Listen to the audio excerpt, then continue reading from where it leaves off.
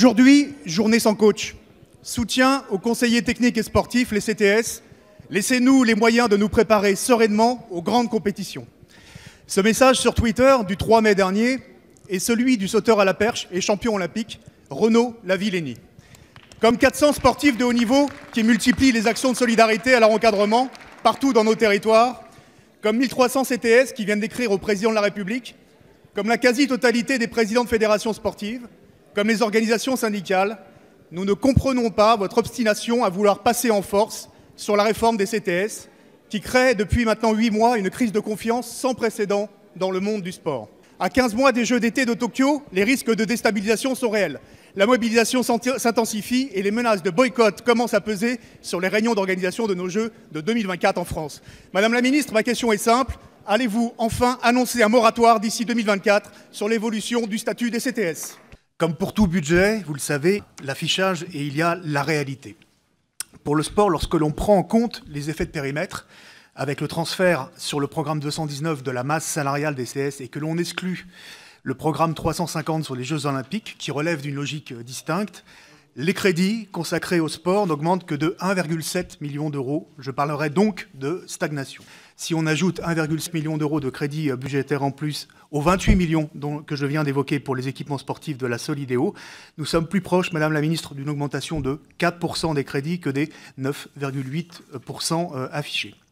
Je ne peux donc que déplorer que les amendements déposés par plusieurs de mes collègues et par moi-même en première partie du projet de loi de finances pour augmenter le plafond des taxes affectées aux politiques sportives n'aient pas été adoptés, y compris celui voté en séance, le fameux amendement Gauthier-Cormier-Bouligeon de 15 millions supplémentaires, puis annulé du fait du recours par le gouvernement à une seconde délibération aux petites heures du matin.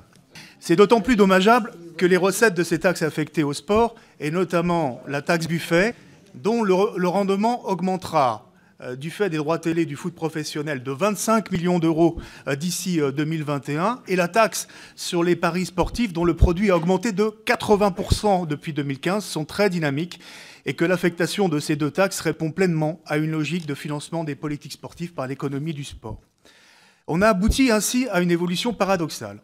Alors qu'en 2017, 77% du produit des taxes affectées bénéficiait au sport, contre 23% reversés à l'État, seulement aujourd'hui, la proportion aujourd'hui c'est plus qu'inversée, avec, depuis 2018, seulement 35% des taxes affectées versées au sport et 65% qui reviennent aux caisses de l'État.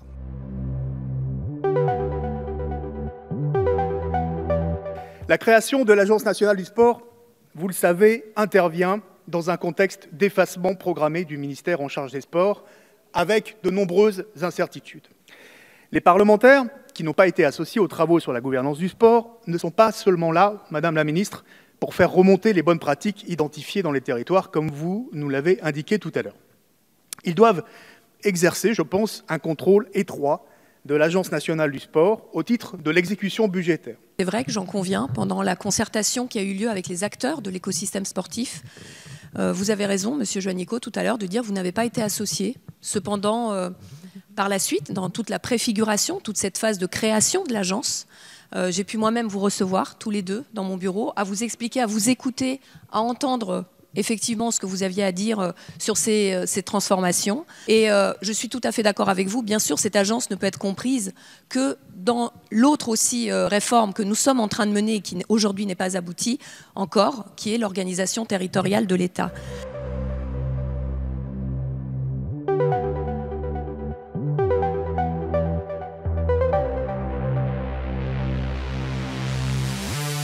Vous êtes député Génération S de la première circonscription de la Loire, coprésident du groupe de travail de l'Assemblée nationale sur les Jeux Olympiques Paris 2024. Vous souscrivez aux propos du président de la République, plus de sport égale plus de discipline chez les jeunes ? Oui, plus de sport à l'école, mais avec Emmanuel Macron, il y a toujours les discours et puis il y a les actes. C'est un peu ça le souci. Autant ce que nous voyons maintenant depuis 2 ans, ce n'est pas plus de sport et plus de culture à l'école.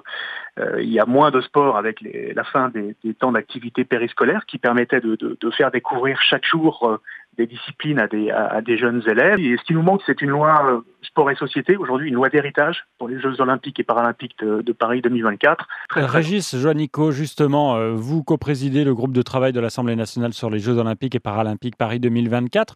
En quoi ces Jeux olympiques, ou en tout cas d'ici là, vont pouvoir aider la pratique et le développement du sport ? Je crois que c'est tout à fait ambitieux, c'est ce qu'il faut se fixer. Et par rapport à cela, effectivement, le but du comité d'organisation des Jeux Olympiques sous la présidence de Tony Estanguet, toutes ses équipes et tous ceux qui sont mobilisés derrière, c'est que les Jeux, ça ne soit pas que Paris, que ça ne soit pas que l'été 2024, les deux séquences olympiques et paralympiques, mais que ce soit dès 2019 dans l'ensemble des territoires. C'est pourquoi nous avons lancé un certain nombre de mesures, d'actions, notamment la labellisation Terre de Jeux pour les collectivités territoriales, les communes en particulier, les départements, les régions, mais aussi pour les clubs sportifs particulièrement innovants, particulièrement exemplaires dans le fait de développer les activités physiques et sportives sur leur territoire.